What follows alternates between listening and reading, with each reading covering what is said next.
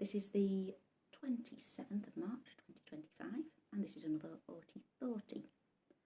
And I'm going to talk about how autistics experience relationships, romantic and sexual relationships. And what I'm going to do, I'll start off with some general remarks about the autistic community and the autistic mind, and move on to myself as a case study.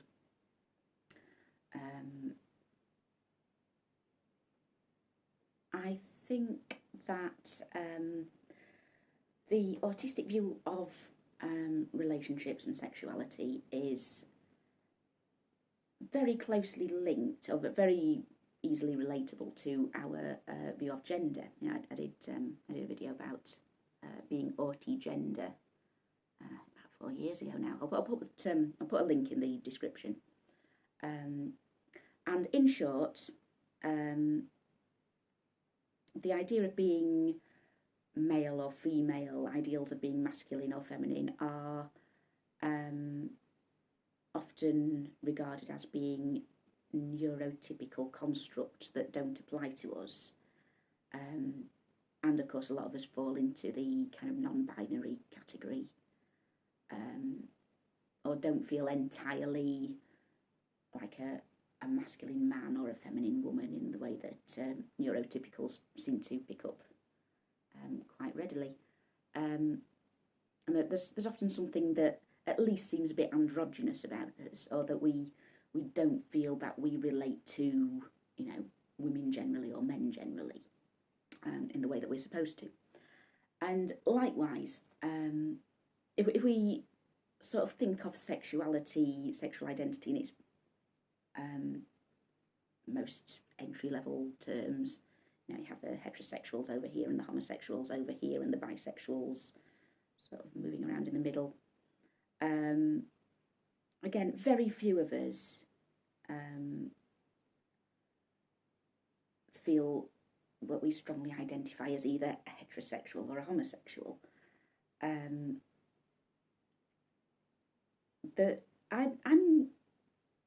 I personally feel that Autisexuality is a term that would be useful. So many of us fall into the asexual category.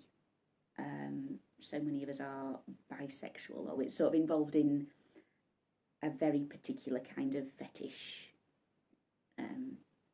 community. Or it's the autistic mind just often has other priorities.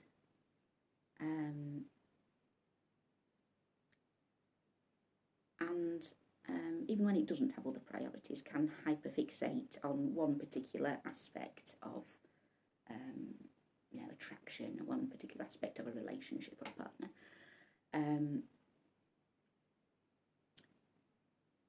In a way that neurotypicals don't seem to. Of course, my information about the neurotypical view of romance is based on things like romance stories and love songs, and you know, sort of general expectations that I feel have been placed on me by wider society. I think the autistic romantic experience really hasn't been studied, researched, discussed to a large extent outside of online support communities, and I think it's something that would be very interesting to sort of learn if there are any commonalities, and where this comes from. Is it innate? Is it sort of born in us that we don't really feel attraction to others in the same way that neurotypicals do, or does it sort of come as a result of, you know, childhood isolation, negative interactions with the wider world, feelings that obligations are being forced on us when we aren't really ready. What are the causes and effects of romance and sexuality for autistics? I think the view that I, as a non-neurotypical, have of neurotypical society might be a kind of skewed, because of course the media and business and so on has a vested interest in promoting hypersexuality. You see, I joined a Facebook group for people who are some degree of asexual ones, and we were talking about, how do you actually know what the baseline is? Because there's different kinds of asexual. There's like a mole sexual is someone who feels mild attraction, or a grey sexual only feels attraction very rarely. I mean, how do you know that you only feel it rarely or you only feel it mildly? What are we comparing it to? What is often? What is strongly in terms of feeling attraction? It's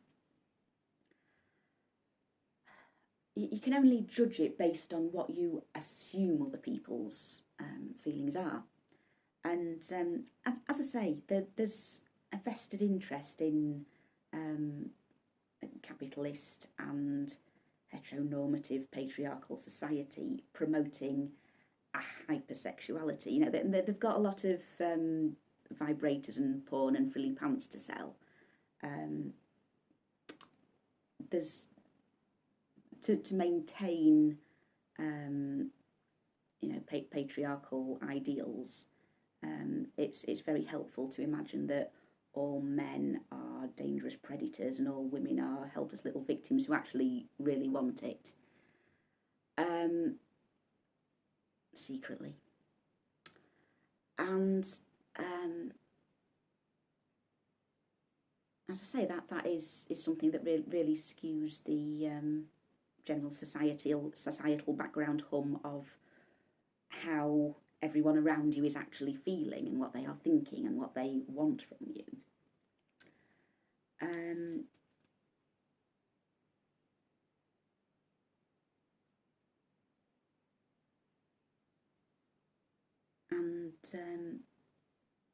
I think, as with everything else, capitalism thrives on making people feel insecure, that they're missing out on something.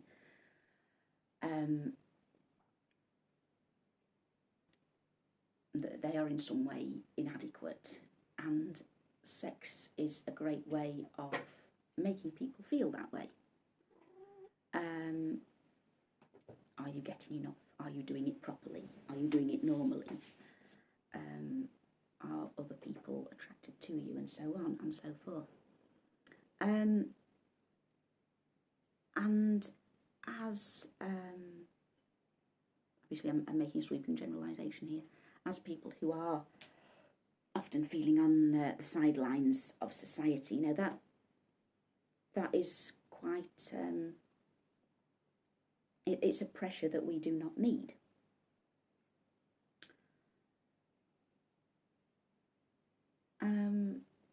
Obviously, autistics do feel love.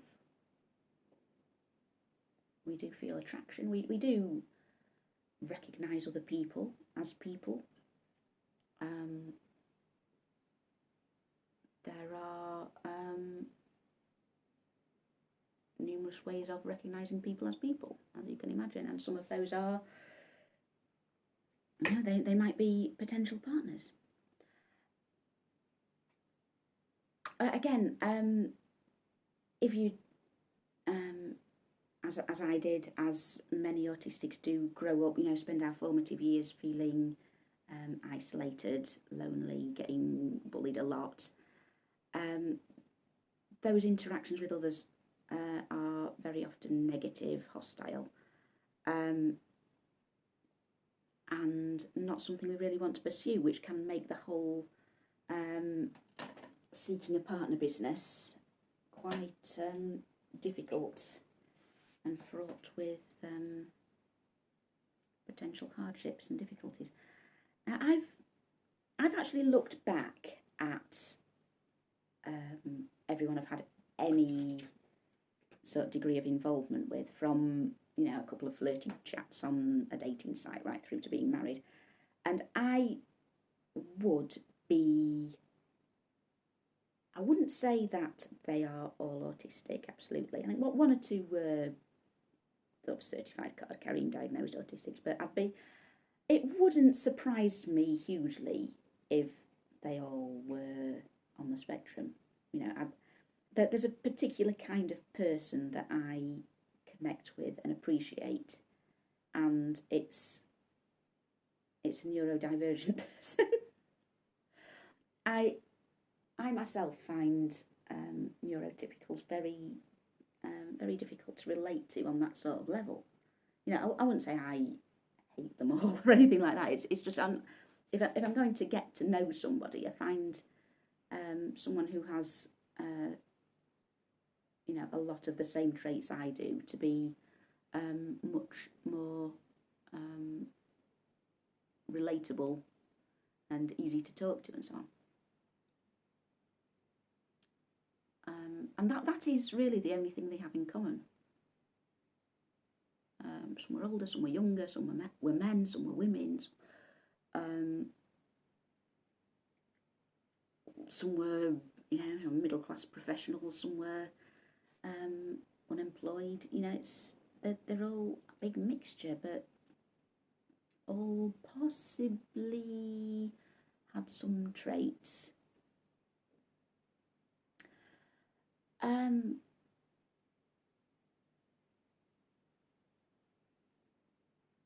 I'll start at the beginning. I was around 5 or 6 years old when my mum mentioned that, you know, someone, she was talking to my nan. She mentioned that one of her colleagues was gay, and I thought, what does gay mean? And my mum explained, well, he's a man, but he's not got a girlfriend, he's going out with another man. And I thought, oh, that sounds like a fantastic idea. Why doesn't everyone? Because generally men just complain all the time about women, and women seem to hate men. Why do they have to get married? It just makes no sense. Why doesn't everybody just be gay? That seems a lot better. And I think that was sort of my introduction into thinking that the whole world of relationships, seeking partners, etc., was a bit of a nonsense, really. And I remember through a lot of my childhood, I really didn't understand what all the fuss was about. I mean, in my imaginary world, I did have a boyfriend. I had a daughter in my imaginary, when I was sort of between about 7 and 11 years old. I've discussed my my imaginary life in a recent video. And yeah, I had a boyfriend and a daughter. I can't really remember what my motivation was there. I think it was one of those things that I just sort of imagined. It's one of those, just something that you do when you're grown up. You get your own family. I certainly don't remember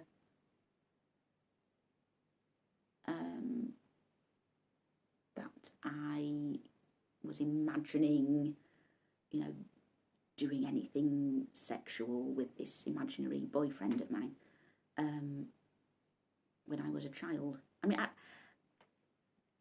I was sort of aware where babies come from, but the idea of it as a recreational activity was just absolutely lost on me.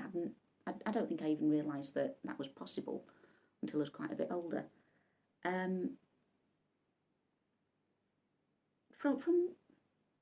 trying to remember how we were in a kind of romantic relationship. You know, I think I just decided he was my boyfriend, and that that was it. You know, oh yeah, we'll have a daughter now. I just sort of assumed that's how it worked. You know, sooner or later, it happens. And as I moved into my teens, I think that's when I kind of that's when I realised that everybody else was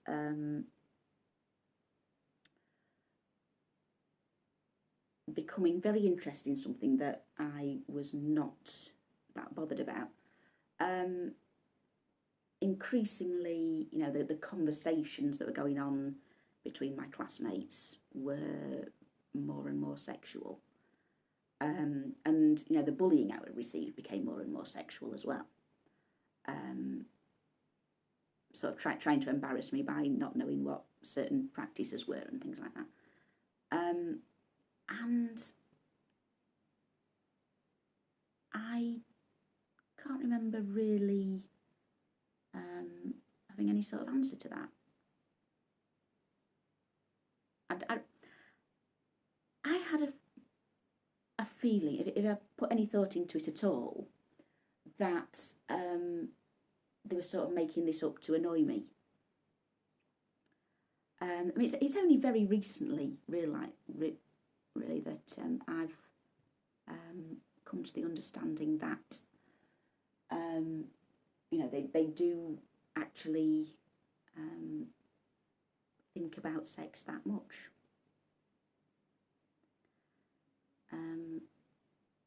I suppose I assumed that they were really thinking about their favourite TV programmes, what they were having for dinner.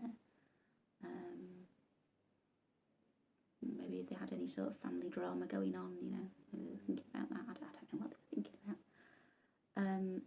But the whole sex business was just a kind of running joke that I wasn't involved in. I think I was very late to the party, really, in terms of having any interest in relationships at all, of any level of relationships. I wasn't even really that bothered about having friends, completely platonic friends. I think when I was about 12, I discovered online forums, and there were several people on there that I actually connected with, that I enjoyed talking to, that I looked forward to going home and sort of telling them about my day. But in terms of the kids at school, there really wasn't anybody that I wanted to be around. I found most of them boring at best and really hostile at worst. I was very much turned off from people I knew. And that does seem to be quite a common autistic experience. There's either the complete turn off or the desperately scrabbling to fit in, and I was of the first kind.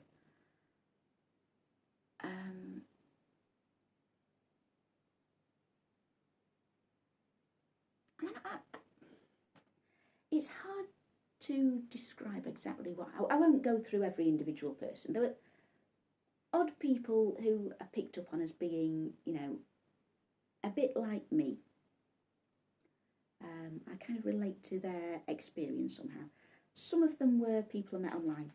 Some of them were fictitious characters. It was nobody who I actually met in real life.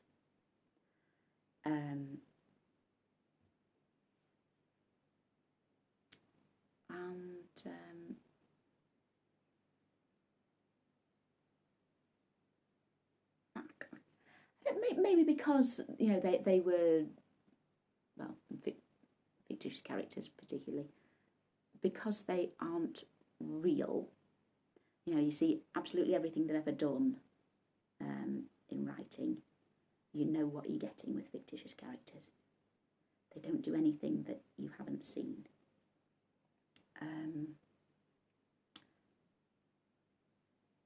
They exist, in that they exist at all, to be analysed and examined and thought about. And there's no more to them than that. And that makes them very easy to understand. And you don't get any nasty surprises. Well, unless with like a twist in the end, and then by the time you got to the end,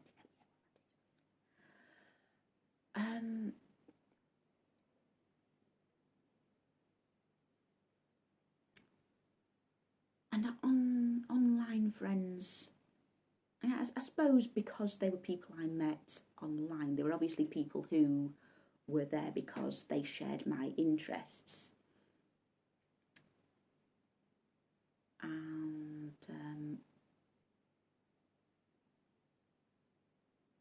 And we actually had something to get chatting about. Most of the forums I was involved with were related to fandom things as well, so probably a bit of a draw for fellow autistics. Of course, we didn't know what it was back then. We're talking sort of 20-something years ago.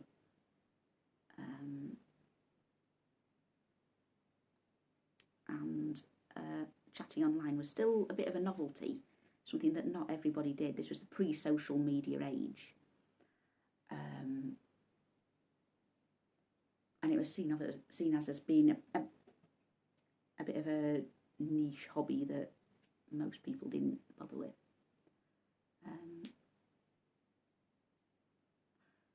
So yeah, there was a particular kind of person who became heavy users of forums. And it was my kind of person, obviously.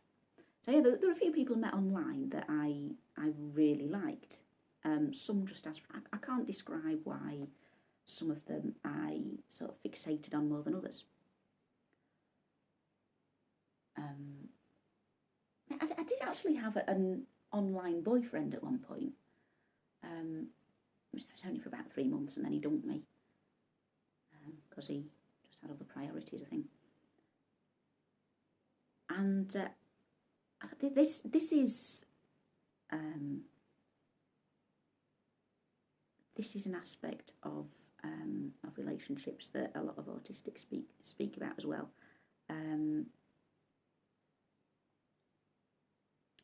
Because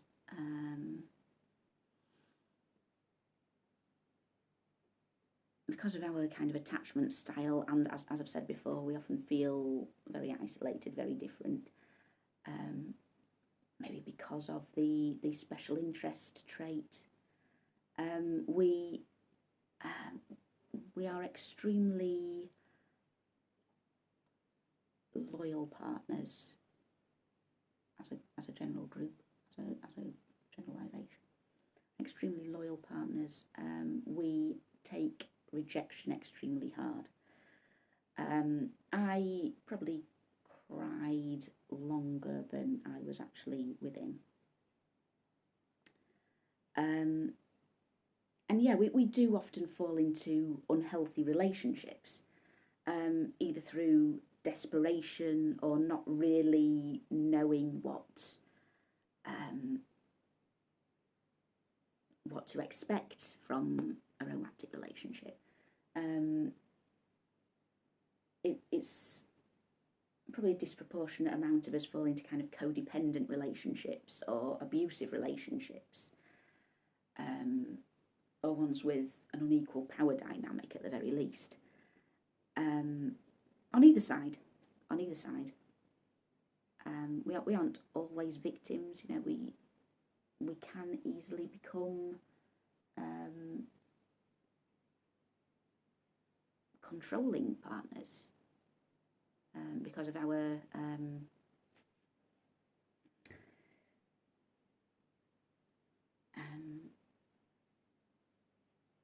sort of mistrust of others, you know, learned mistrust of others and so on.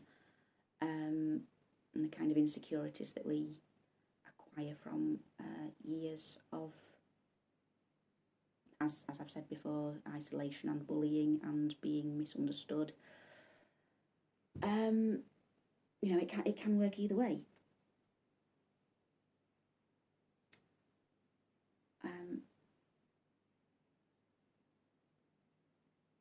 And yeah, so some of us fall into relationships because we feel we have to, more than because we actually want to, or you know, because we've met someone we really, really like. We become pressured into these things. And why did I particularly attach to this person? Again, I very strongly suspect he was one of us. You know, I felt like we had a lot in common. He was someone who I felt very at ease talking to about things that, you know, I wouldn't dream of telling anyone else.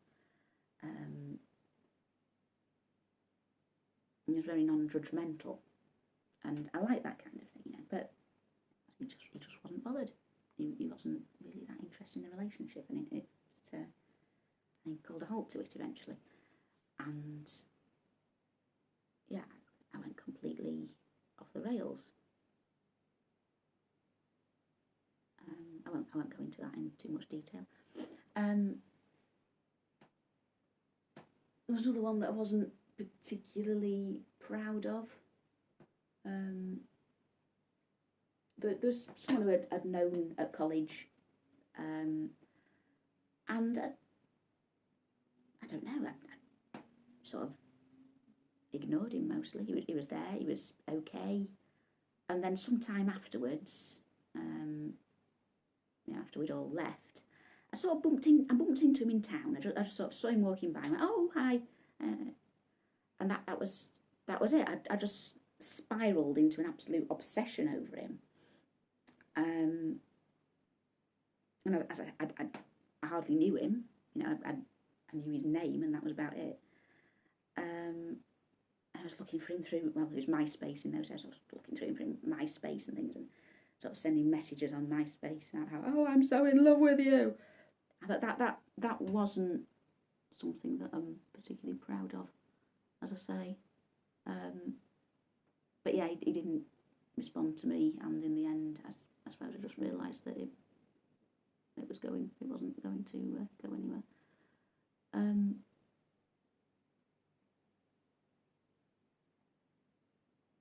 going to talk about David Mitchell. I mentioned before, parasocial relationships are often a very big thing for autistics. Right. And David Mitchell was someone who, you know, for a long time, for 2 or 3 years, either side of the age of about 20, I was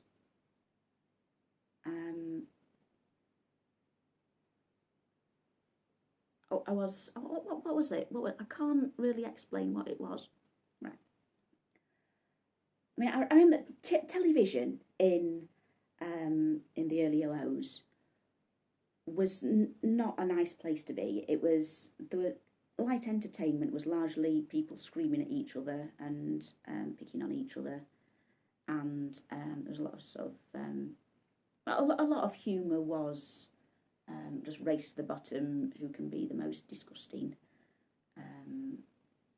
who can be the dirtiest, the edgiest, and so on. I don't really know if it's still like that at all, because I haven't watched telly for 10 years. But anyway, I just kind of saw David Mitchell as being an anathema to all that. And I think he didn't just, it wasn't just that he was sort of clever and funny and everything, but he based a lot of his humour on, you know, taking a swipe at the sort of anti-intellectualism and the nerdophobia of other comedians. And I mean, not everything he was in was fantastic, but the characters that he played, I mean, even though not all his characters were lovely, you know, I did find something very sympathetic about them and relatable. And I mean, what would you? I suppose I assumed that I had a massive crush on David Mitchell. You know, maybe it was just a special interest.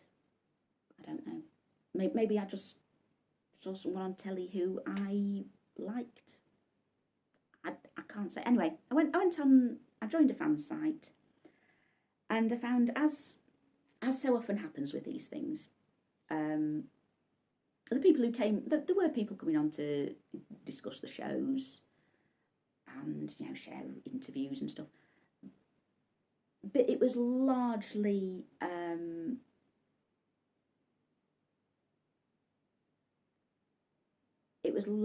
just people who fancied him talking about how much they fancied him. And I've noticed this. I'll notice this a lot with forums dedicated to particular TV shows or particular TV personalities. You get a few people who are there to kind of genuinely discuss the item in hand, and you get a lot who are just there to go, yeah, he's hot. And the ones who kind of want a sensible discussion often sort of leave fairly quickly, and it all just descends into a lust fest. And that's, I mean, always before I'd been among the people who thought, well, this is just boring. This is just loads of people talking about what they want to do to the lead actors. There's nothing for me here. But for some reason, I joined in with it all. You know, all that, ooh, big black eyes, nom nom nom. Ooh, I want his black-eyed babies. Oh, I made this lovely gif of a close-up of his big black eyes for your delectation. Oh, I wrote a poem about how lovely his big black eyes are. And, as I say, I joined in with that, and it lasted a long time. It was years. It was maybe 2-3 years. I was regularly going to this fan community. It was on LiveJournal. I mean, it only stopped because, you know, LiveJournal died a death and everyone sort of decamped to MySpace or whatever. And I don't know. I can't tell you 20 years later whether it was because I genuinely felt that way or because I thought it was all a bit of a giggle. I just enjoyed the bounce with friends. Or whether it was a masking thing, you know. Oh yes, I fancy the famous person as well. Yes, look at me being normal like a normal person. I'm so normal. Yes, he does have lovely big black eyes, doesn't he? Yes, we like those lovely big black eyes. They're very good. I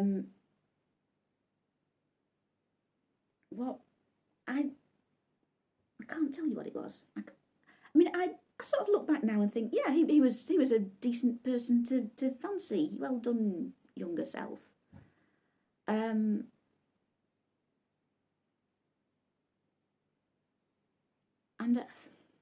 I actually, after I did my thing about how I haven't watched telly for 10 years, a couple of weeks ago, I remember I mentioned him on that and how he's like one person that I miss.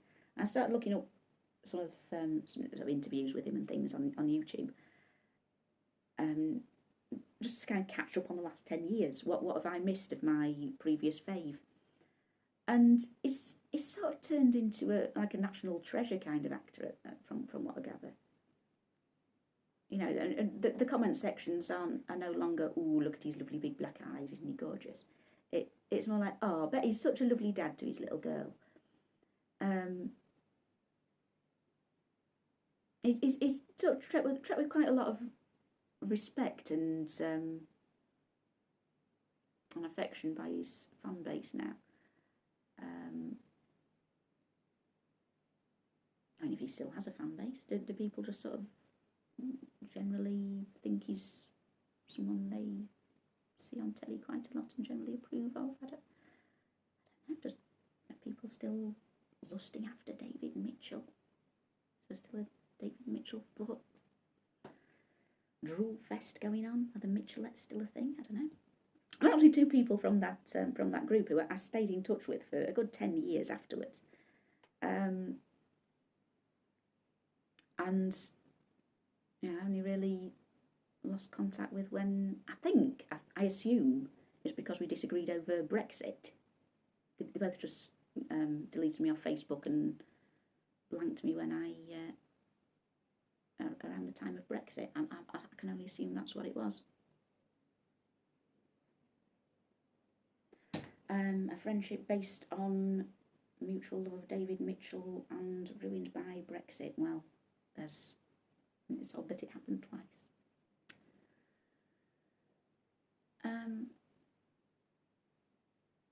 And then through my 20s, I did have a boyfriend for a little while. Someone who I met online again. Not unrelated, on a forum dedicated to QI. I met my first boyfriend. Well, if we don't include the last one, who I only ever met online. And that's when that was when I we actually met up. We started going on actual dates together. Even though he lived sort of down the other end of the country, lived out in the West Country. We actually made an effort to meet up and see each other, and it went on for over a year. I can't even really tell you why it ended, to be honest. And yeah, we met each other's families. That was like a full-on relationship. That was like my first experience of sort of really being an item with someone. I was in my early 20s by then.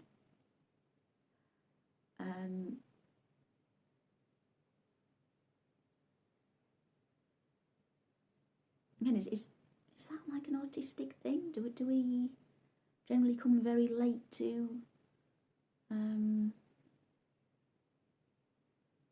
actually falling into relationships?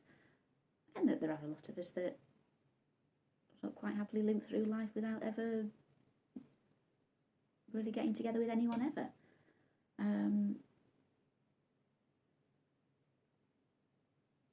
As I say, some of us do feel a lot of pressure early on when we're young to start dating, and there is a lot of pressure involved in people's sexuality, people's relationship choices, I think.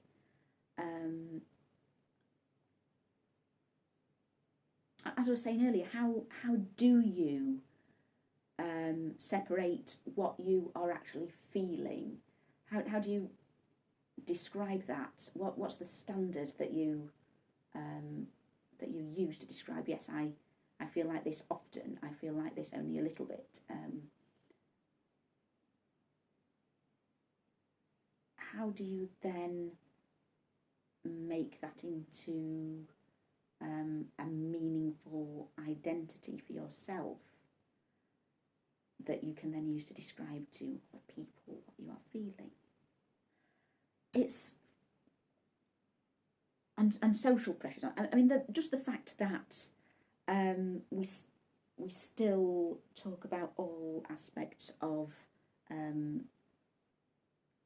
human attraction, relationships, and so on, as if sort of monogamous, heteronormative, nuclear family type marriage is the standard, and anything else is some kind of deviation from that, or an alternative at the very least. And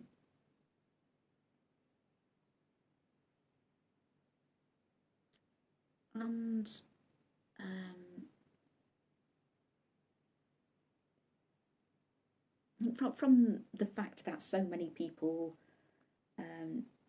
do find themselves in very heteronormative nuclear family type situations, it suggests that their social pressure, social norms, what your parents want for you, what you feel you have to do, has a very big bearing on how people do choose their life partners and organise their lives.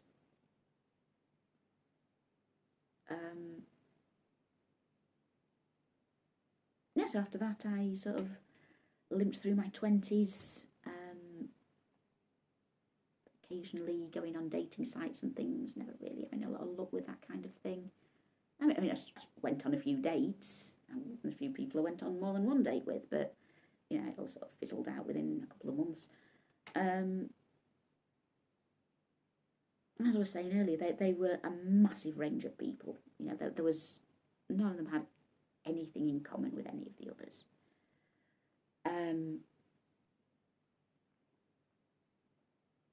Except that I sort of saw them as a potential interest, and then turned out I was wrong. I had a colleague that I was very much in love with for about 2 years, but again, you know, heterosexual woman, wasn't going to go anywhere. And then when I was 28, I met my husband. So since then, it's just been a moot point, you know.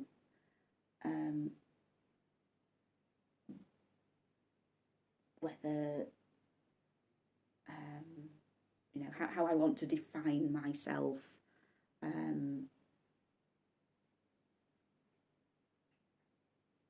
Yeah, my identity it's just not something that I have to worry about anymore. You know, I'm married. That's it. I'm not planning on becoming single anytime soon. So who cares? Ultimately, who cares if I'm bisexual or asexual or demisexual or whatever? It's settled. I got married, and I think that's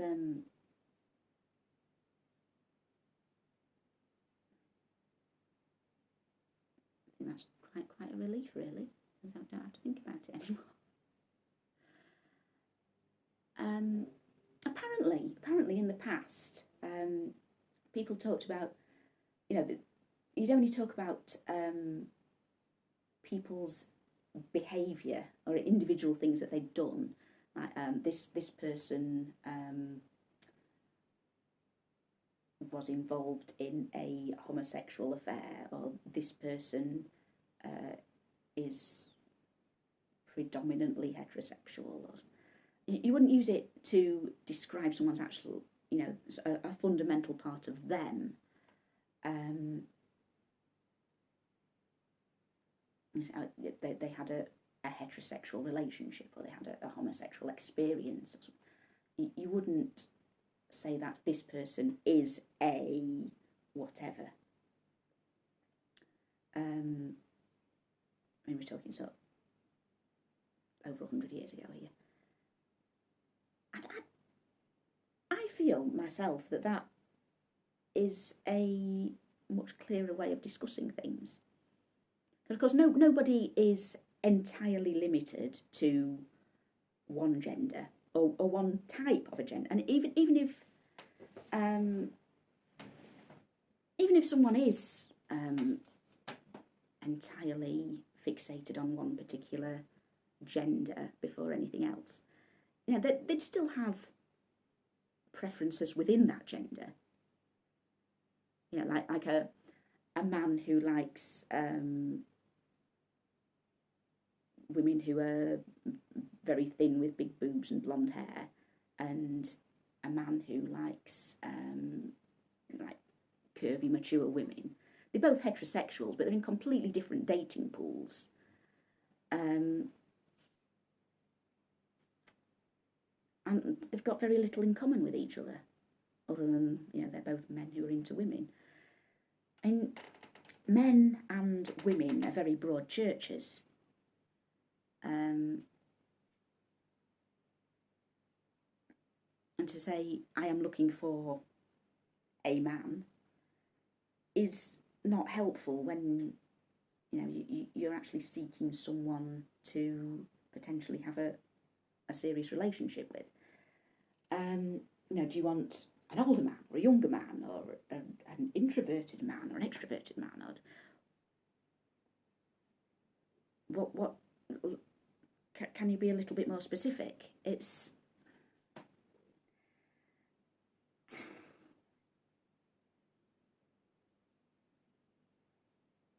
very a very nebulous concept. And then the whole idea of being heterosexual or homosexual, however you want to phrase that, is then sort of thrown into abeyance when you introduce concepts like non-binary people and transgender people, or people who just don't really fit their physical gender particularly closely.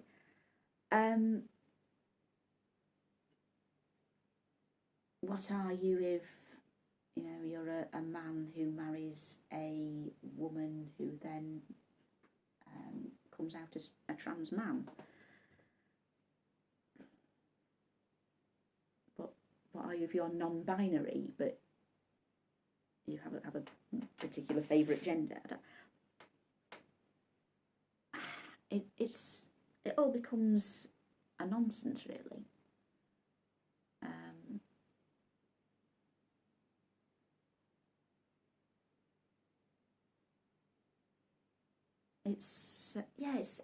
It's something that I think this is the kind of thing that the autistic mind considers, but the neurotypical mind just goes along with. As a general rule. I'm talking about general rules entirely here. I don't really feel like a fanatical devotion to the status quo is a great basis for a relationship, but then there's plenty of feminine men and feminine women and masculine men who are very keen to get together in relationships, even though they have nothing in common, even though they think each other's interests are stupid and pointless. They have no understanding of each other's feelings or how they spend their time.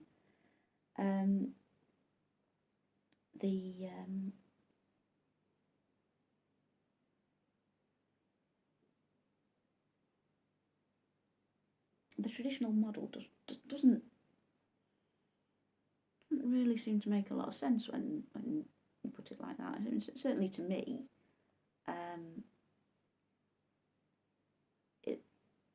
I just can't understand who benefits from, you know, the conventional view of gender and relationships.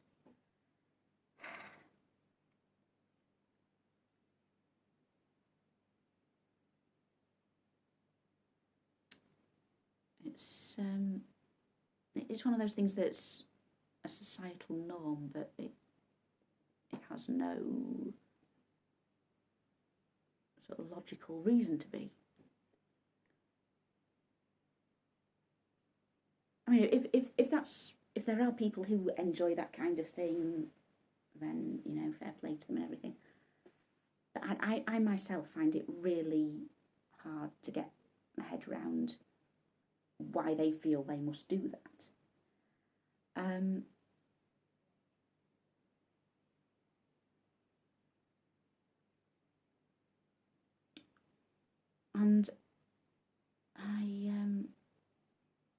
I think it's just another of those things that overall makes the world a very confusing and a nonsensical place for autistic people to live in.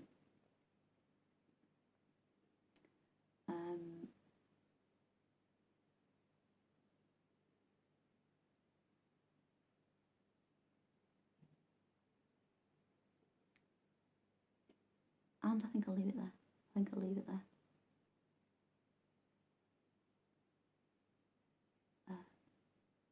Yes, I'll see you in the next one.